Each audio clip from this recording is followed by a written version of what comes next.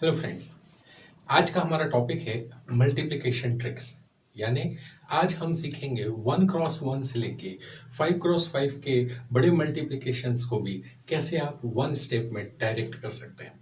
तो चलिए शुरुआत करते हैं। सबसे पहले हम सीखेंगे 1x1 मल्टीप्लिकेशन। 1x1 मल्टीप्लिकेशन किसी भी मल्टीप्लिकेशन ट्रिक्स को सीखने के पहले सबसे इंपॉर्टेंट स्टेप है, क्योंकि इसके दो फायदे हैं। एक तो आप किसी भी बड़े डिजिट्स को वन डिजिट के किसी नंबर से मल्टीप्लाई करने पर डायरेक्ट आंसर कैसे ला सकते हैं, ये हम यहाँ पर सीखते हैं। और दूसरी इंपॉर्टेंट बात ये कि किसी भी मल्टीप्लिकेशन को जल्दी से जल्दी करने के लिए 1x1 का यानी किसी वन डिजिट के को वन डिजिट से मल्टीप्लाई करके आंसर लाना स्पीडली सबसे इंपॉर्टेंट स्टेप होती है। क्योंकि अगर आपको 7 फाइजा निकालने में सोचना पड़ रहा है तो आप 7436 को 8946 से मल्टीप्लाई करने में बहुत समय लगाने वाले हैं। तो आपको सबसे पहले इस 1x1 के मल्टीप्लिकेशन की प्रैक्टिस करनी है।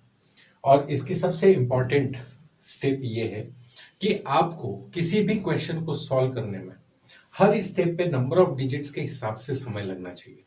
यानी कि अगर 5 डिजिट के किसी नंबर को, जैसे मैं यहाँ पे एक नंबर लिख रहा हूँ 87342, इनसे आपको इसको मल्टीप्लाई करना है 7 से। आपको इसको 7 से मल्टीप्लाई करना है, ठीक है। तो इस क्वेश्चन को करने के लिए आपको 5 सेकेंड्स का वक्त लगना चाहिए ओवरऑल। अगर आप 5 सेकेंड में इसे कर सकते हैं तो आपकी 1x1 के मल्टीप्लिकेशन को सॉल्व करने की स्पीड बिल्कुल सही है। अब इसको कैसे मल्टीप्लाई करेंगे, आपको यहां से स्टार्ट करते हुए लिखना है और इस नंबर को ध्यान नहीं देना।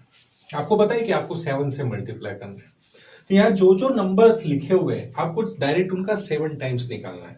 जैसे 8 का 7 times 56, 49, 21, 28 and 40। Question is done.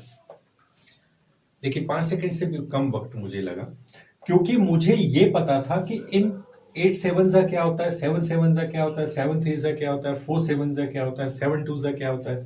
तो मुझे इसको करने में मुश्किल से 3 सेकंड का वक्त लग रहा है, और जो 2 सेकंड मुझे एक्स्ट्रा लग रहे हैं वो लगेंगे इसको प्लस करने में, like 4 9 3 1 1 6। This is your answer. अब इसको जोड़ना है तो आप कैसे जोड़ेंगे, जैसे यहाँ पे 5 लिखा है लेकिन मैं यहाँ लिखूंगा 6। क्यों? क्योंकि ये जो डिजिट है ये मेरा आंसर, नेक्स्ट आंसर जो है वो मोर देन 1 डिजिट का आंसर है। तो जब भी आपको 1 डिजिट से ज्यादा का आंसर मिलेगा आप अपने आंसर को एक बढ़ाकर लिखेंगे और इसे यूनिट डिजिट का बना लेंगे। नाउ इट इज 0, बट मैं यहाँ 0 की जगह लिखूंगा 1 अगेन। क्यों? क्योंकि नेक्स्ट डिजिट मेरा 10 प्लस का आंसर दे रहा है। नाउ इट इज 11 का 1, this is 3, this is 9 and this is 4।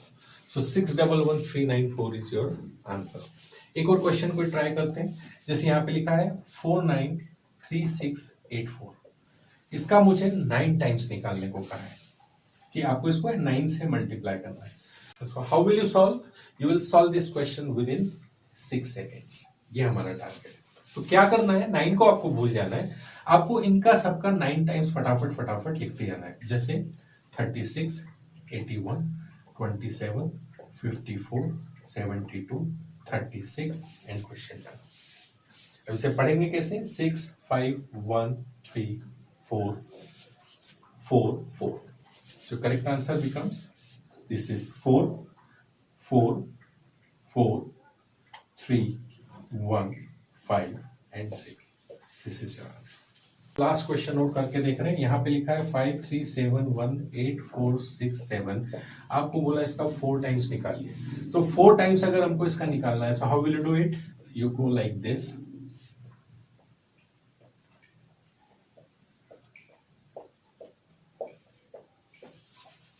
that should be your speed, and if you can solve question with this speed, you are ready to learn multiplication tricks for more than 1x1.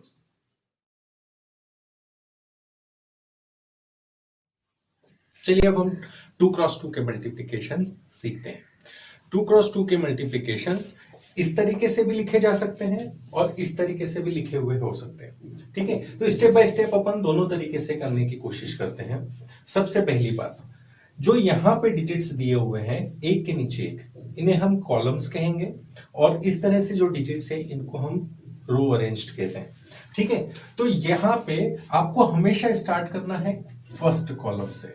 First column को multiply करना है और उसके answer को हमें लिखना है। सो 1 cross 3 becomes 1 into 3 becomes 3. That is your first step. You start from left and move towards right. तो सबसे पहले हमने एक कॉलम लिया, एक कॉलम के एलिमेंट्स को मल्टीप्लाई करेंगे और उसके आंसर को हम यहां लिखेंगे। उसके बाद हम यहां पे सेकेंड कॉलम लिया, तो अब हमारे पास दो कॉलम्स हो गए। दो कॉलम्स जब भी होंगे, whenever you have more than one column, you cross multiply, यानी आप इस तरह से मल्टीप्लाई करेंगे। ठीक है, तो 1 को हम करेंगे 4 से मल्टीप्लाई और 2 को हम करेंगे 3 से multiply. That is your second step. जब आप 2 मल्टीप्लाई करेंगे यू विल गेट 2 आंसर्स, लेकिन आपको यहां हमेशा सिंगल आंसर लिखना है। तो जब भी आपको एक से ज्यादा आंसर मिलेंगे आप उन आंसर्स को जोड़ के एक सिंगल आंसर बनाएंगे। So that is your second step. Like 3 into 2 हुआ 6 और 1 into 4 हुआ हमारे पास में 4, तो 6 and 4 becomes 10. So 10 है, मोर देन 1 डिजिट का आंसर है, आप डायगोनली लिखेंगे। That is your second step. और थर्ड स्टेप में जैसे हमने एक एक कॉलम बढ़ाते गए थे, अब हम एक एक कॉलम कम करते हैं। तो अब फर्स्ट कॉलम आप हटा दीजिए। सो यहां पर तो अब एक ही कॉलम बचा है, सो उसको मल्टीप्लाई कर दीजिए। 4 into 2 becomes 8. So that is your answer 408. Clear हुई ये चीज? एक और एग्जांपल इसका यहां पे हम सॉल्व करते हैं।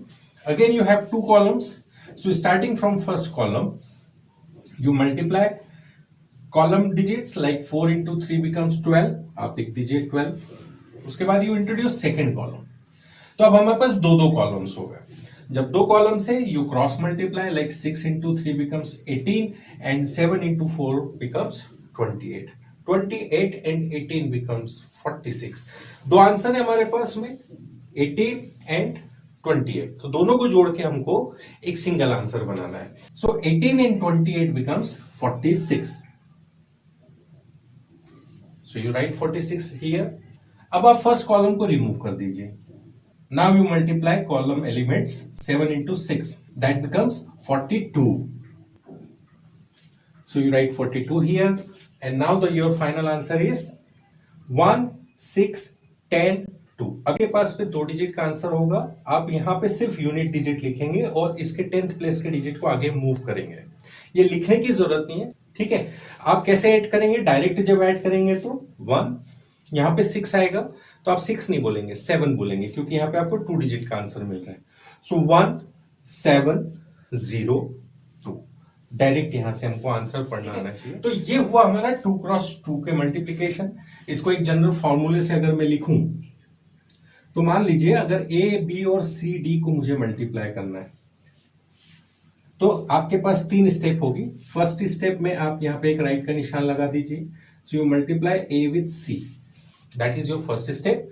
सेकेंड स्टेप में एक और हमने यहां पर राइट का निशान लगा दिया। Now you have 2 columns, so you cross multiply like AD and BC, you get 2 answers. इनको प्लस करके आपको बना लेना है उसको एक सिंगल आंसर। फिर लास्ट में जैसे हमने एक एक कॉलम बढ़ाया था, एक एक कॉलम कम कर दिया, फर्स्ट कॉलम हटा दिया। So now you have digits B and D, so you multiply this digits and then you add the answers this way. Clear हुआ? So this is your generalised formula. लेकिन अगर इस तरीके से लिखा हो तो हाउ यू मल्टीप्लाई, ये और भी आसान है। यहां पे आपको सबसे पहली स्टेप में जो फर्स्ट डिजिट्स है उन्हें मल्टीप्लाई करना है, आंसर लिखना है। This is your first step. उसके बाद जैसे हमने जब एक से ज्यादा डिजिट्स होंगे, लाइक अब जैसे अभी हमने सिर्फ एक एक कॉलम लिया था, अब हम एक और बढ़ाएंगे तो 2 डिजिट्स हो गए।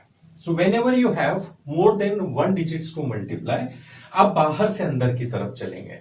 लाइक बाहर के डिजिट्स को मल्टीप्लाई कीजिए। 4 into 1 is 4, फिर अंदर आइए 3 into 2 is 6, so you get 2 answers. इनको ऐड करके यहां पे लिख दीजिए। This is your second step. उसके बाद अब सारे हमारे पास में कॉलम्स खत्म हो गए हैं। सो अब आप जैसे हमने फर्स्ट स्टेप में लिया था फर्स्ट डिजिट को फर्स्ट डिजिट से, अब आप लास्ट डिजिट को लास्ट डिजिट से कर दीजिए। 4 into 2 becomes 8. So this is a 1 step answer. क्या किया था, मैं यहाँ पे स्टेप बाय स्टेप लिख रहा हूं।